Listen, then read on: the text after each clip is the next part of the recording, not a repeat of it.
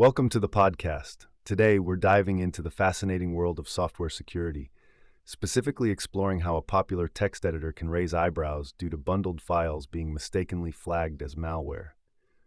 So let's get into it. Have you ever heard of neovim? It's basically like Vim, but, it's got some modern twists to it. Developers love it for coding and text editing because it's lightweight and super versatile. Now, imagine setting up neovim in a Windows 11 sandbox environment. You're doing all the right things, right? It's good practice to test software before rolling it out in a commercial environment, especially for security-sensitive applications. But here's the head-scratcher. During this installation, a binary known as tee.exe, which is bundled with neovim, gets flagged as Trojan.M. I mean, wow, that's kind of alarming, right? It really makes you think about how often legitimate software can be misidentified as malicious. So what's happening here? There are a couple possibilities. Sometimes security software can be overly cautious, flagging benign applications just because, they exhibit behaviors similar to those of known threats. This is often referred to as a false positive. This situation raises quite a few questions. First off, how do we balance security measures with the need for functionality? It's a delicate dance that, honestly, software developers and security professionals constantly navigate. And speaking of balance, have you ever had a similar experience where a tool you use was incorrectly flagged? It's also worth mentioning the implications of this kind of situation. For developers or companies considering using neovim in their workflows, such an alert could raise red flags.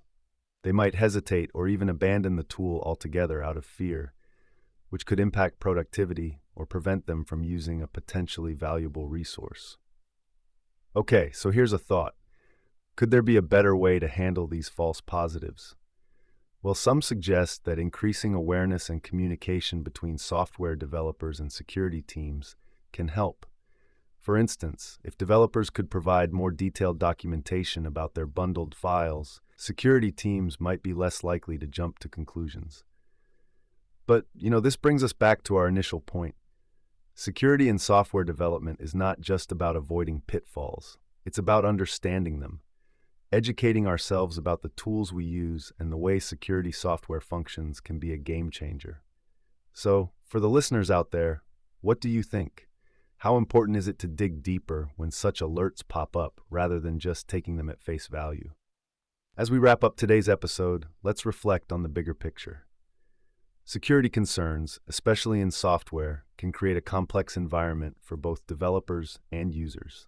By continuing to ask questions and engaging in conversations like this, we can all become better equipped to navigate these challenges.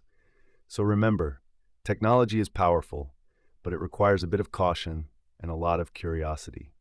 Thank you for tuning in, and I hope this discussion gives you something to think about the next time you encounter a software installation alert. Until next time, stay curious and keep questioning.